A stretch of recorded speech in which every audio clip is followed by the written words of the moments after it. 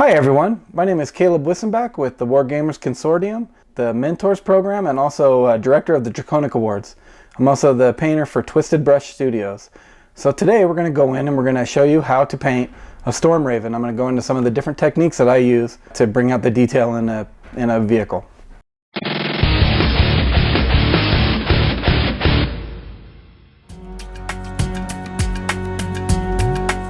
In this video series, we're going to focus on getting these effects on how to modulate and use the airbrush to bring out the details of a flyer.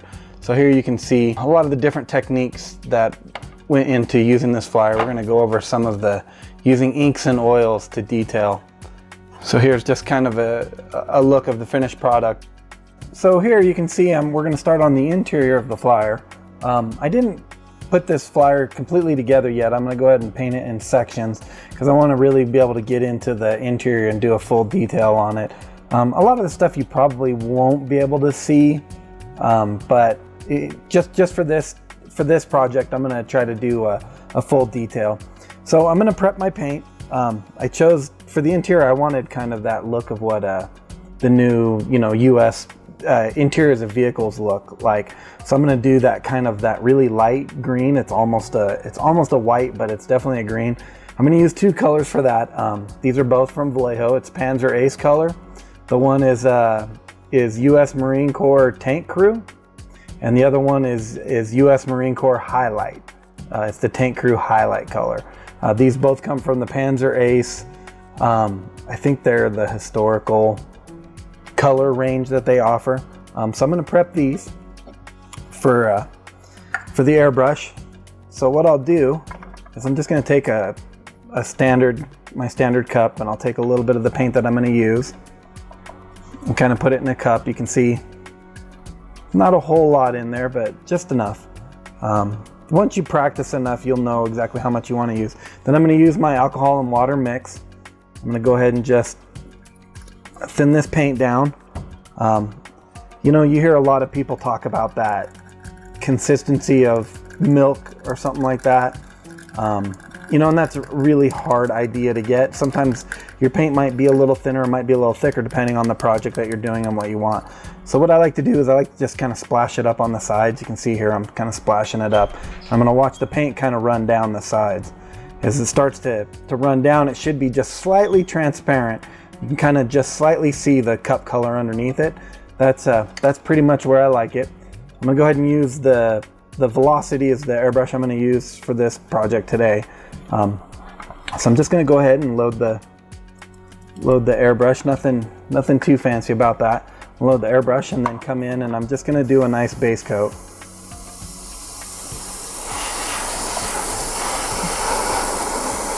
I'm just going to work all the interiors. I'm going to kind of concentrate a lot of paint into the recesses because that's where this darker green is going to show up the most, is in these recesses. Some areas I'm going to keep a little bit of the black showing.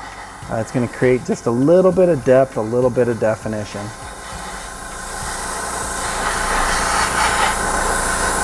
Of course, the more paint that I add, the more opaque it's going to become, the more defined the panels are going to get. So as you can see here, the panels are starting to define up pretty well. The light's kind of glinting off them a little bit, so it might be just a little bit reflective. This paint does dry nice and flat, which is one of the reasons I really like it.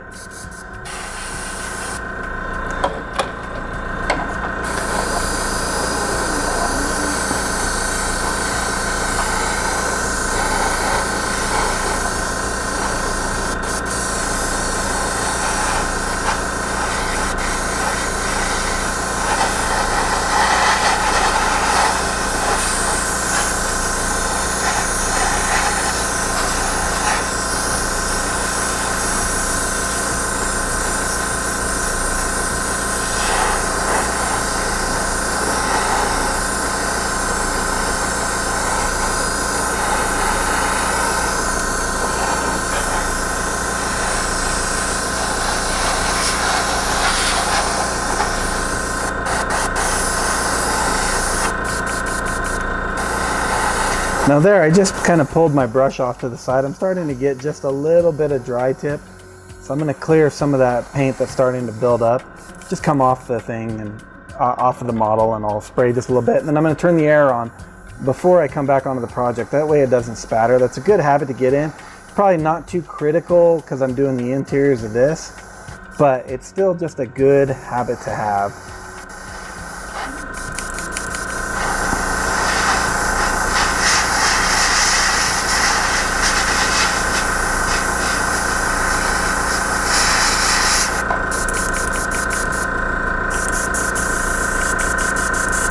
One problem I run into sometimes, especially with older paint that's been sitting, is I'll start to get that plugging. So if I just kind of work the brush back and forth a few times, you'll notice it'll start to clear out, and then you're good to go. So that's how I'm gonna just get a base coat in this kind of darker green. Okay, so now that I've got the nice base coat down, I'm gonna go ahead and swap out my paint colors. So here I'm gonna take the airbrush. I'm just gonna kind of start to flush that out. Take a little bit more of that mix that I created, spray that in there. I'm going to get the end of my paper towel nice and wet, backflow just a little bit, and then I got a little cup here that I just clean out my airbrush into. I'll flush it real quick, spray any of the excess out, clear my cup.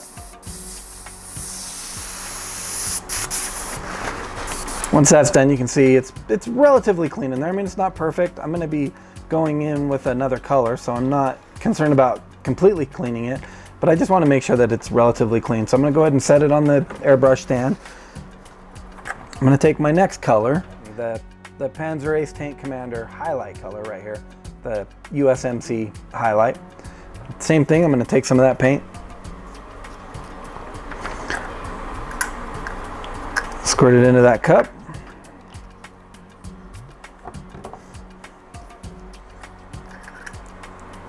Add a little bit of my thinning agent. Start to mix that up. Now here I'm going to go just a little thinner. The thinner we make our paint, the better it's going to flow, the better it's going to lay down, but it'll also be more transparent. So we're going to control that by just reducing the air pressure on our airbrush just a touch. And then also I'm going to use light patterns on it. I'm not going to be quite so heavy-handed with the airbrush. I'm going to be just a little bit lighter, make smaller passes. So here we go. Now you can see that paint. It's pretty wet. If you see me splashing it in there, it's pretty wet. Now I'm going to go in, and here I'm going to start using angles, and I'm just going to start highlighting that existing color. I'm going to be careful to kind of leave some of the darker green in the recesses.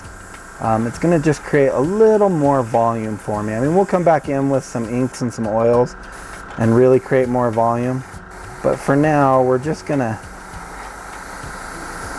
kind of create a little bit of shape, a little bit of volume, figure out where my detailed areas are going to be, start to pick out some of the raised recesses.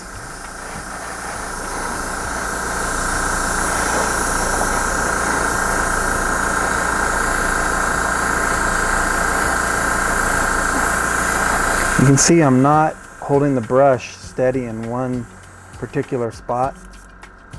I'm constantly moving around, just playing with opacities.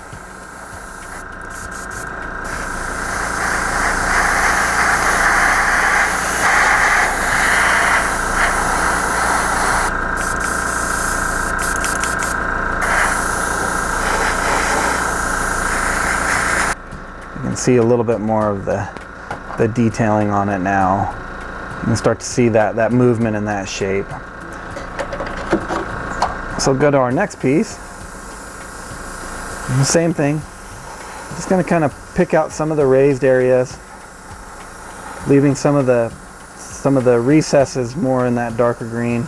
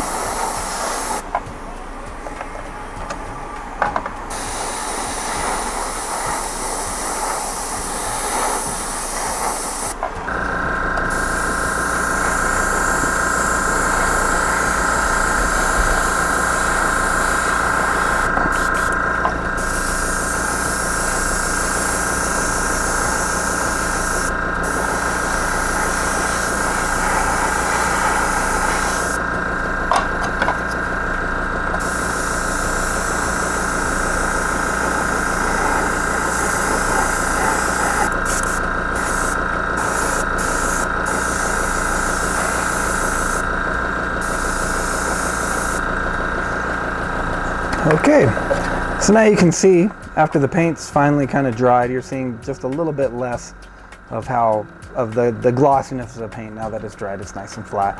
You can start to kind of see that movement now. You can see how some of the green's still showing underneath, but it's definitely got a nice cream feel to it, even though we were actually using greens. I mean, if you look at the two paint colors, they're definitely green, but you know, it gives that nice cream feel to it. So this is going to really make a nice, interesting looking interior. Because it's so light, it's going to look really good when we chip it up. Now we're going to start doing some of the shadowing. Here's one of the colors that I really like to use are the Daler-Rowney inks. Inks are fantastic. They really create a lot of volume. They're very transparent, but you can create a lot of volume with them. So I love shooting inks out of the airbrush. They spray super smooth. So you can see here, I'm going to take just a touch of that ink. I'm going to go ahead and add it into a cup using the little dropper that it comes with. Okay, see just a couple little drops of ink in there. Now again, I'm going to take that same mix that I made, that 90% water, 10% alcohol. And again, I'm going to water the inks down. And these are going to water down a lot. Now inks are awesome because they can be very watered down, but they still have a high pigment count. That's the great thing about inks, is that they're going to be very vibrant. The pigment count's going to be amazing on it, but as you can see when I splash it around, I mean, I suppose this would probably be the consistency of skim milk, or I mean even more, this is almost like a juice or something. So I'm going to go ahead and load that into the airbrush. Go ahead and take a peek at it on the thing. Now you can see, even where I'm spraying it on the counter, you can see the colors coming up underneath it because it's so transparent. Now when I'm going to go into the model, and I'm just going to start putting some shadows. I'm going to really concentrate on hitting these shadows around the big recessed areas that you're not going to be able to see quite so well once the model's together. The reason being is I don't want these bright areas back where there wouldn't be any light. It'll create a weird variation. It'll definitely give it a toy feel. When you look inside the model and you can see into these recesses that are super bright, like there's a light reflected in them. So what I'm going to do is I'm just going to go in and kind of shadow. On the floor, I'm going to use a lot more of the shadow than I would on the walls, because this is going to be the dirtiest area. This is going to be where the wear and tear is. You know, dirty feet, boots that climbed in with mud on them and stuff like that. And of course we're going to add the chipping to it, but it's just going to kind of elevate that effect. So here, I'm just really going into the recesses. As you can see, it's the recessed areas that are being hit the most. I'm definitely leaving the panel areas, stuff like that, untouched. So I'm going to go ahead and go through all of the pieces again with that. And just create that shadow. Now here you can see I don't have to clean the airbrush as much. The airbrush really likes the inks. The inks don't make it react weird.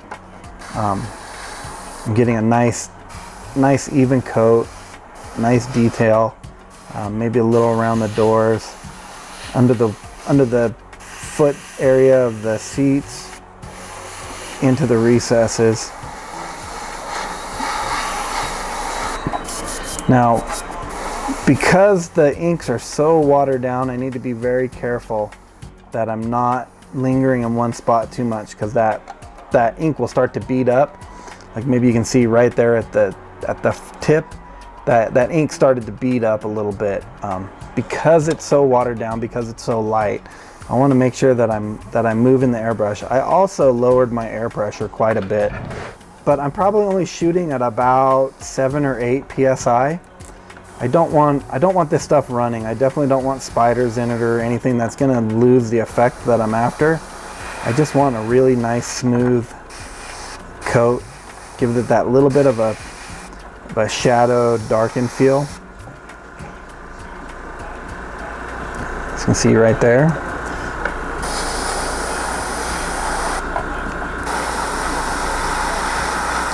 Just really into the shadowed areas that wouldn't hit too much light. That canopy is going to be so open that I don't want to do too much in here, because I don't want to lose a lot of that reflection. But then on this panel, even though it will be in full light, this is where again we're going to have a lot of wear and tear, a lot of boots coming on, The chipping is going to be real heavy. There's probably going to be some rust effects going on and stuff like that. So I'm going to go ahead and detail that panel out just a little bit with the shadows. Here in the recesses along the cockpit.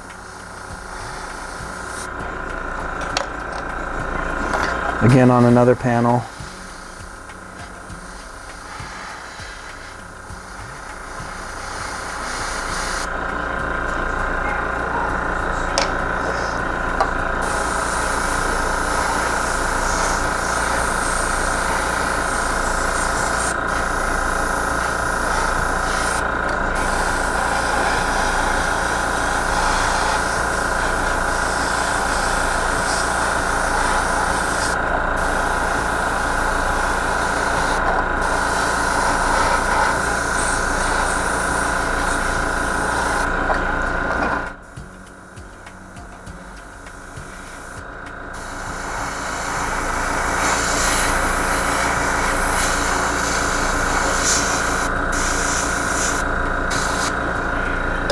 So at this point, we're going to go ahead and kind of put the airbrush away. So I'll flush it out real quick again. I'm going to leave some in the cup. I don't want it to fully dry out. I'm going to go ahead and put the airbrush back on the stand. And then we can start on the pin shadowing. Now with the pin shadowing, I'm going to do the same thing. I'm going to take some of that ink that I already put into a cup. I'm going to go in, and this time I'm going to add some pure alcohol to it. I'm going to really water this stuff down. Maybe add just a touch of regular water to it. Now alcohol, when you add it to an acrylic paint, what happens is it starts to gum up. But an ink is not really going to gum up so much with the alcohol in it. And you'll notice once I use the alcohol, I'm not going to use my good brushes. I'm going to use a kind of a crappy brush. These are just some of the little cheap ones that you can get from Reaper. I want to say they're like $2 or $3 a piece or something.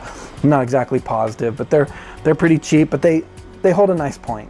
So you can see the point on it. It's got a pretty good point. I'm going to go ahead and grab that ink and alcohol, and I'm going to check it on the side right here. And here, I'm just a touch too thick.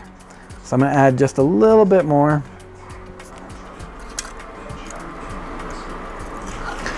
I want it to be nice and slim, but I'm going to use that alcohol because it's going to make the stuff climb.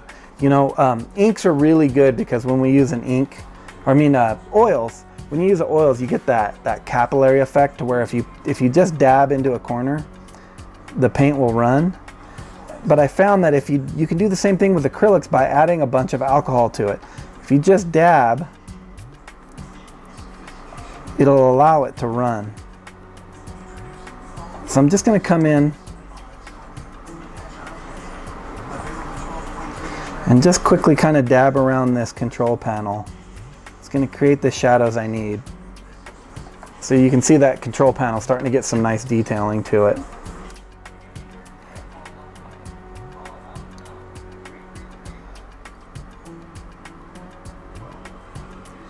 Now if you accidentally go like that and you get too much, you can see that ink in the corner that's too much. What I can do is just come in, get some water on my brush,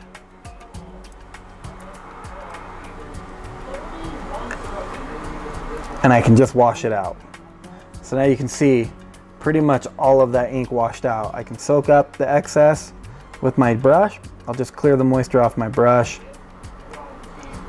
and clear that out. So I'm just going to go through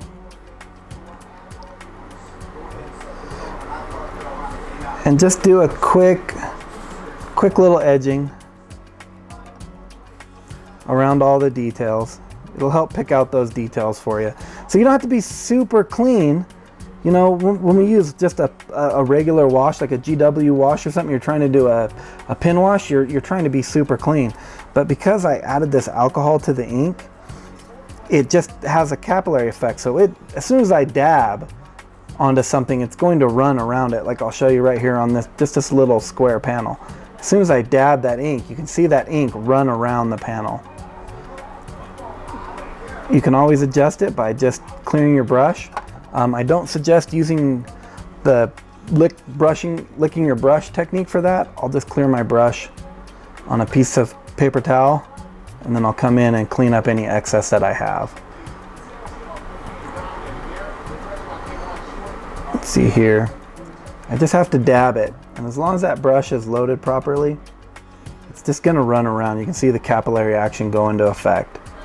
It's really noticeable in like these little joints. You can see that ink just run along it. So you see there how the ink just ran. So now you can see I have a really nice defined line for everything.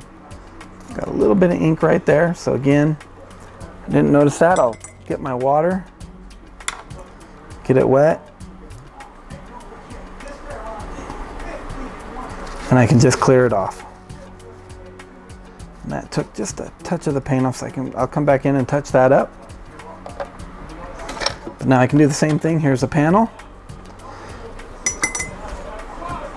Take my brush, load it, clear it just a little bit.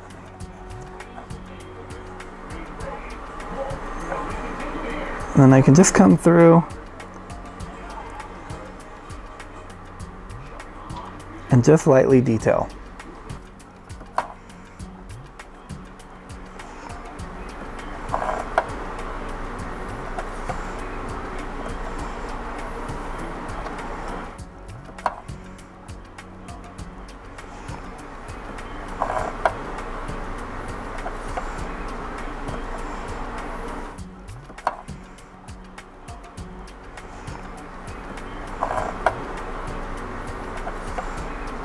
Okay, and that's a panel right there. So I'll go ahead and I'll finish detailing these. Okay, now that we've done all of our washes and we've let that dry, we're going to go in and start to do some detail work now. So what I'm going to do first is I'm going to take this, this is one of the Vallejo colors, Ivory. I'm going to go ahead and put that on my palette.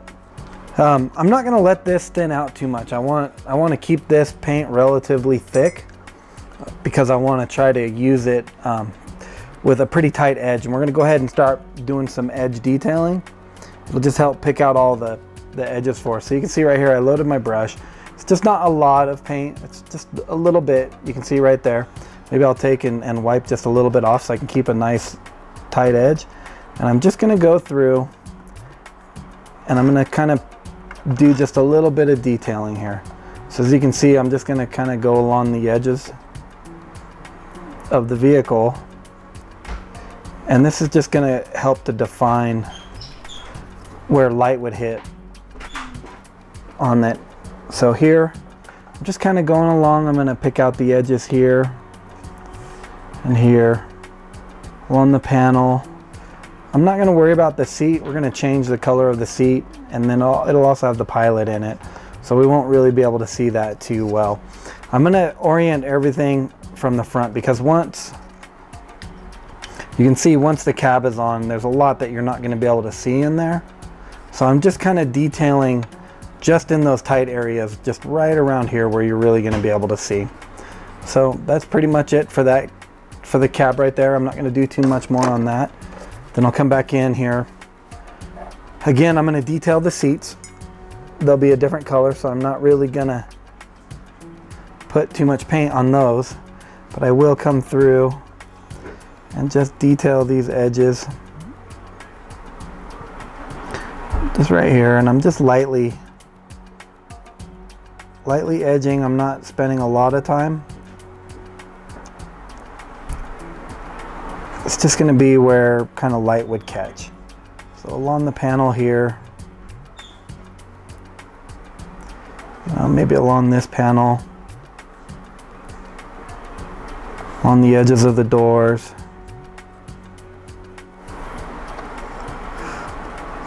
This is the same technique that we'll end up using on the outside of the flyer, but on the inside we don't have to do quite as much because a lot of it's going to be hidden from view.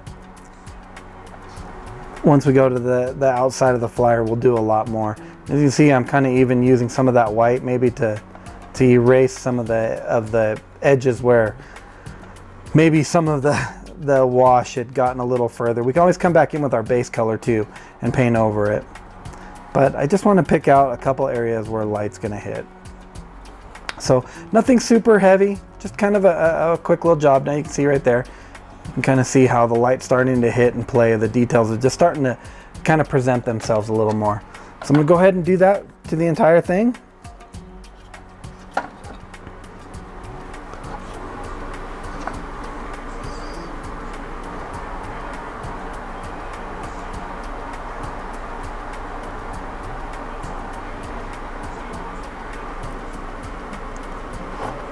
Now, because we're going to chip up the interior of this, I'm not going to spend a lot of time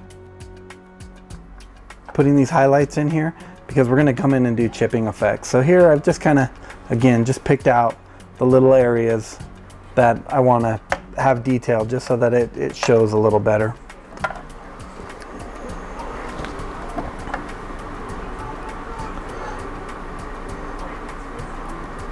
You can see I'm kind of dabbing the paint across my finger.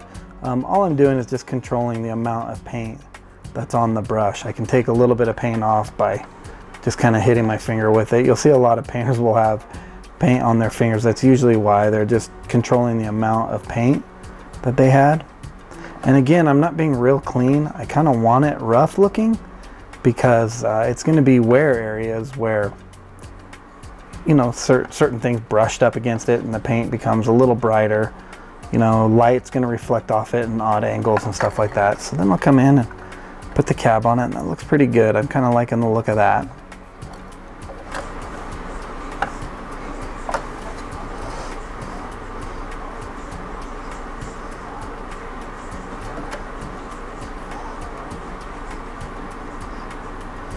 The trick here is to not be real smooth.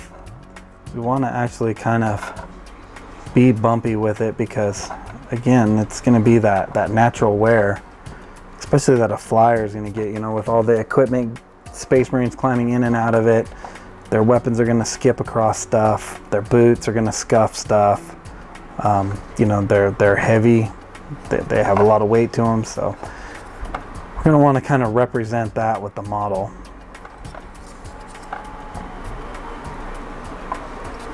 Okay, so that just about does it. So I think I'm kind of detailed out with my interiors. Still have the two little panels to do.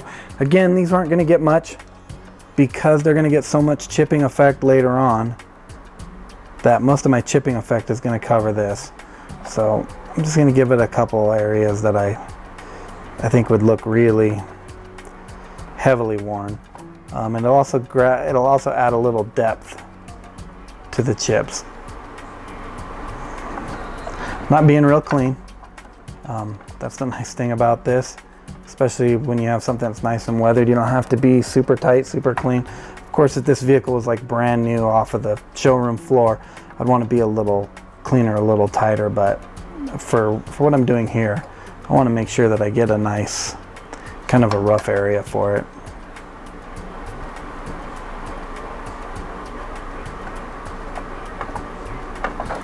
Okay, so that's done. We'll let that set up. Now we can start our detail work. I'm going to go ahead and switch out brushes. A bit of a nicer brush now for this. This is one of the scale color brushes from Scale 75. It's not bad. It's a little pricey for the brush that you get. I think there are better brushes on the market, but it's still a workhorse brush. I like to use it for a lot of stuff. Because I'm going to start doing lights and paneling, I love the Scale 75 paints for this. They're slightly transparent. You'll notice, here you go, you'll see it on this bottle cap because it's nice and white. When you lay that paint down, it looks nice and opaque when you lay it down, but as soon as you start to spread it around a little bit, you'll notice that it becomes transparent very, very quickly. So we're going to play with that and use that in the lights and stuff. It's going to create a nice density. So I'm going to use a couple of different colors of scale. I'm going to have some red lights. I'm going to have some nice vibrant green lights with this goblin flesh. Some nice bright blue ones with this Amarth blue. We'll have some yellow with Marduk yellow. So these are the colors that I'm going to use. I'm going to go ahead and put those on my palette. One thing with Scale 75 is I want to make sure that we shake them up. Scale 75 paints separates very quickly, so we're going to shake them up, make sure that we get good density to them. So now we'll go ahead and we'll take one of the pieces that we're going to work on.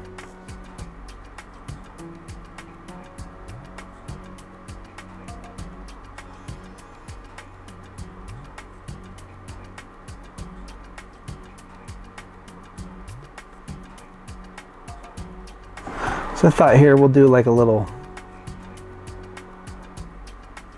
scale thing. So now you can see where the, I mean, that might be hard to see, but where the yellow went across the red, I definitely got an orange because of the transparency of the paint. It'll definitely create some nice color changes for me. So I can go with just a little green here. And now I got one of those nice little color scale bars. I'm going to come with the green now, and I'm going to do my panel, my display panel. And I'm going to work it so that the pigments build up towards the front, towards the top of the panel. I want it to have a nice display-esque quality. And I'll come back in with a little bit darker color and we'll define it a little more so that it looks a little more like a display panel. But here's some of the detailing that we're going to do.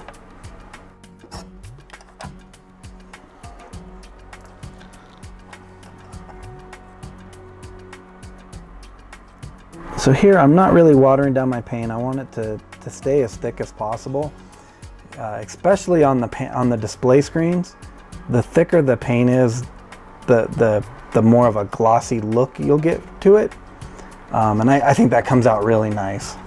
And we want to be careful, like especially on these insets, that we don't erase too much of that wash that we already put in. We've already defined some of the shapes, so we don't really have to go in and super fill in those areas.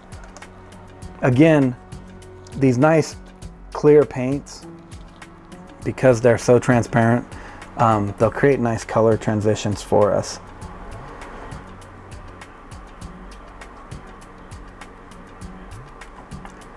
You can see I'm not spending a lot of time. I'm just hitting the very tops of the buttons, and because of that shade that we already put on it, that to detail the volumes of it, we don't have to paint the entire button. We just have to paint the top because we already have shadow on the side. It gives that impression or that idea that it has definition.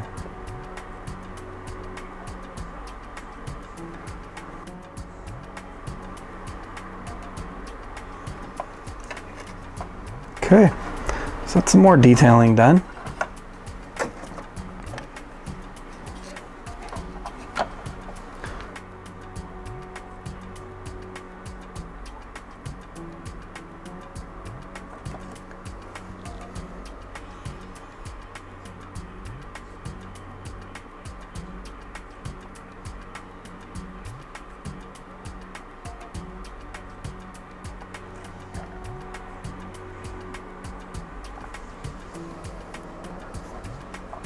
Now, one thing with the scale 75 paint is sometimes you don't get as much coverage as you'd like, so sometimes you're gonna have to come back in and maybe do an extra coat or two, until you get the coverage that you like. So I'll let that dry. As I'm letting it dry, I can come back in and start adding the other colors into it.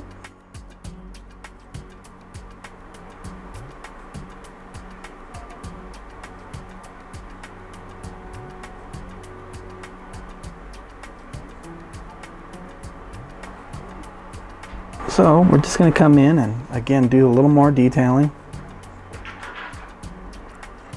Okay, so now to create just a little bit of volume to the screens, I'm going to take some of that blue that I loaded before.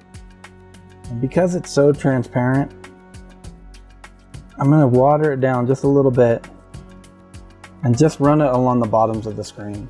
I don't know if you can see that too well, but I'm just going to kind of run the paint down the bottom of the screen. Here are some more panels.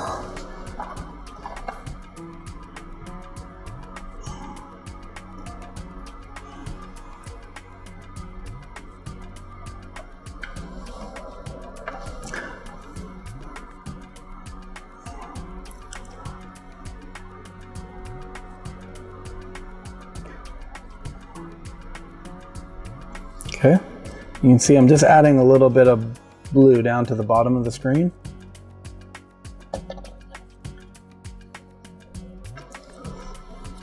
Again, here at the bottom side of it, I'm going to kind of create that roundness of it.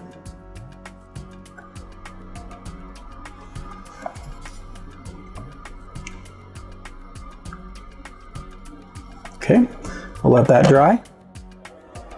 And then I'll add a little bit of white to that green. So you can see right here, it's a little bit brighter than the green that I was using. I'm going to come in and do the exact opposite now, just at the top. And just do a quick little brush on like that. Doesn't need to be super smooth. I'm just going to create that color transition.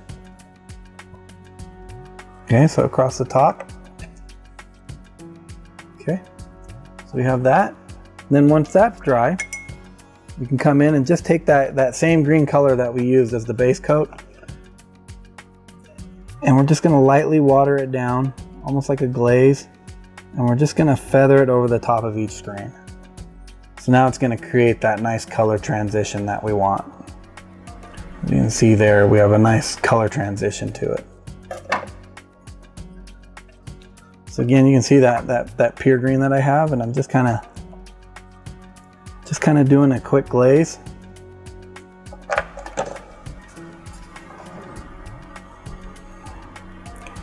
Now if you can do this quick enough to where when the paint's still wet, you can actually wet blend the paint. Because I'm kind of going in transition of colors, I don't have that. But if I was doing like one at a time, I could wet blend those colors together to create that volume to it. So that's pretty much, you know, we're just going to go through and go ahead and do all the detailing. I'm going to detail up the seats, probably with like a gray.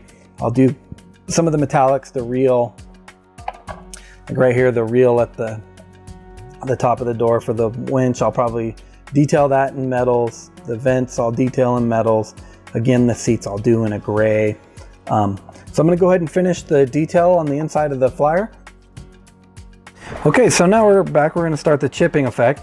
Here we're going to use the sponge effect. I've taken a piece of sponge and I've already roughed up the end. I don't really want to square in because once the chips start to put on a pattern, you'll kind of notice that. So I've just roughened it up. The first thing I'm going to do is I'm going to take our original color, our original light color, that tank highlight. I'm going to go ahead and just dab a bunch onto the sponge until I have where I like, and then we're going to come onto the piece that we're going to chip, and I'm just going to kind of work it along the edges and raised portions.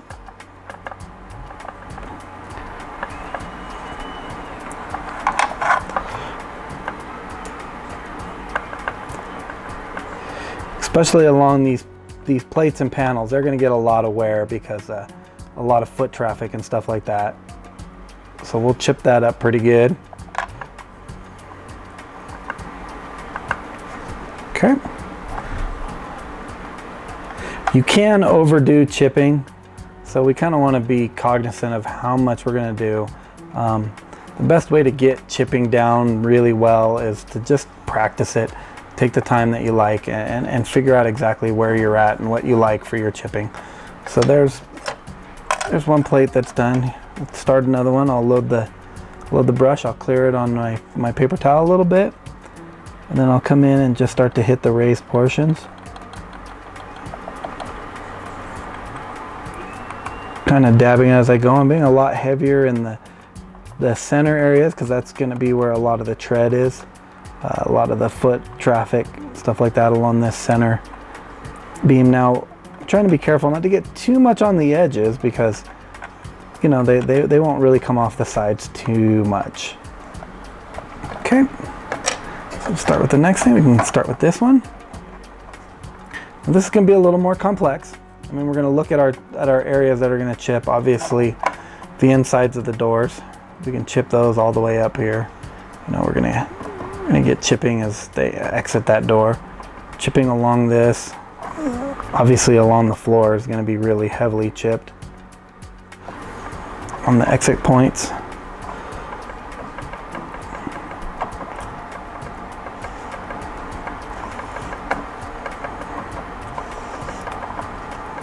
And here where they shuffle their feet.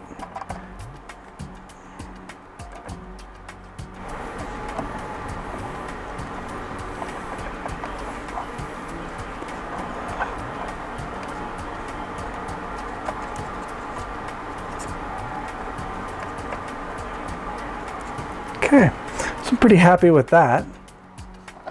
So go on to the next piece here. On the door edge. See a lot of traffic there, but we can also chip in these panels here too. We'll get a little bit of chipping, you know.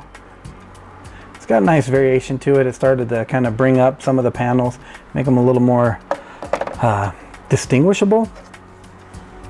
So again, take that chipping in here. We're gonna just kind of lightly chip along the edges of the pilot's area, not too much in here. We're not going to see too much of that. On this back, I want to chip this up though, because we'll be able to see that as we're looking in through the cockpit. You'll be able to see the back of this behind his helmet. So we'll chip that up pretty good too. Okay. Again, with this one, we're going to be kind of gentle, just chipping in a few areas. I've kind of crushed down my sponge maybe to make it just a little tighter. You can also cut just a smaller sponge. And when you're first starting out, it might be easier to do that, to just have a smaller sponge to apply your chipping. You might be just a little more controlled.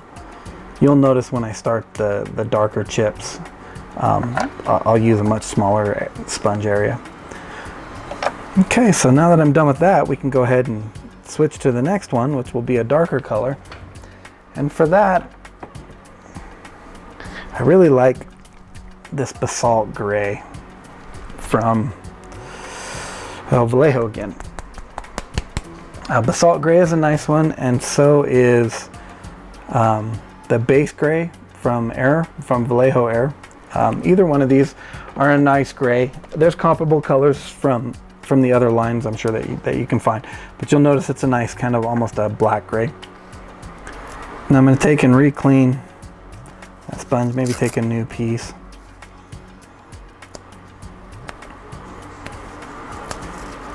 And here we're going to be just a little more careful. Before we were definitely kind of all over the place with our sponge technique. Here I'm going to kind of create a point with the sponge. And then if you have really tight areas that you need to, I'll keep some of the little pieces that I picked off like that. I'll put those aside, because what I can do is grab those with a set of tweezers and use those too. So now you can see my new one's definitely got more of a point. I'll go ahead and load it in that gray. Clear it. And here I'm going to try to clear it quite a bit more than I was with the white.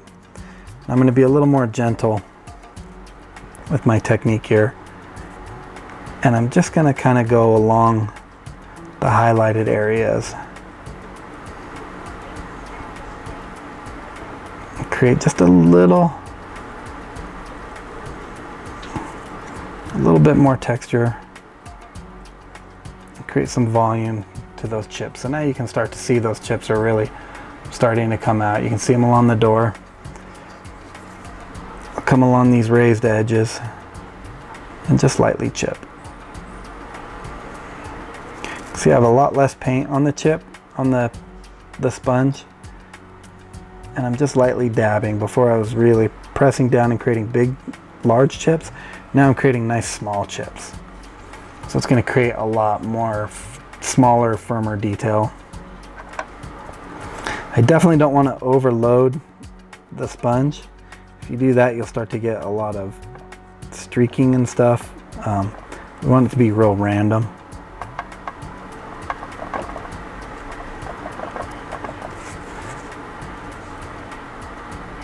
Now in the foot traffic areas, I'll probably do quite a bit more. This is where the majority of your wear and tear is going to be as these guys drop things. But I'm going to try to be random with it. You can see it's more of a foot pattern. Now here we want to be gentle and definitely not hit those panels. The gray's really going to show up.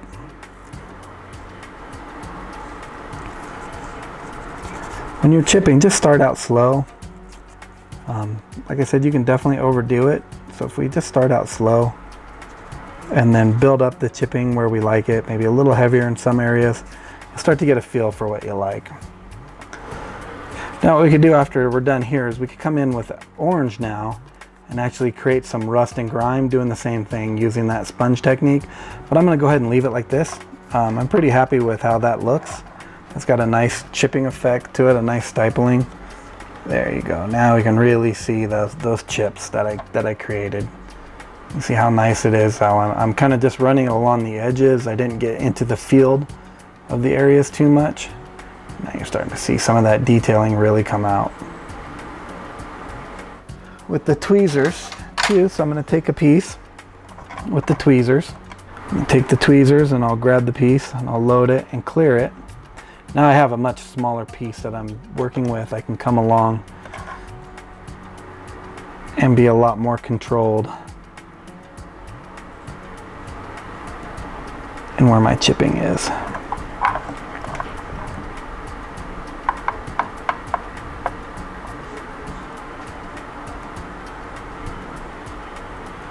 Okay, all right, and there you can see the chipping. So it's a lot more controlled when you can use that sponge to come in and do the detailing. So now that pretty much completes the interior of the flyer. Once we get the chipping done, we can put this all back together again. And next thing we'll do is we're gonna go ahead and start detailing the engines.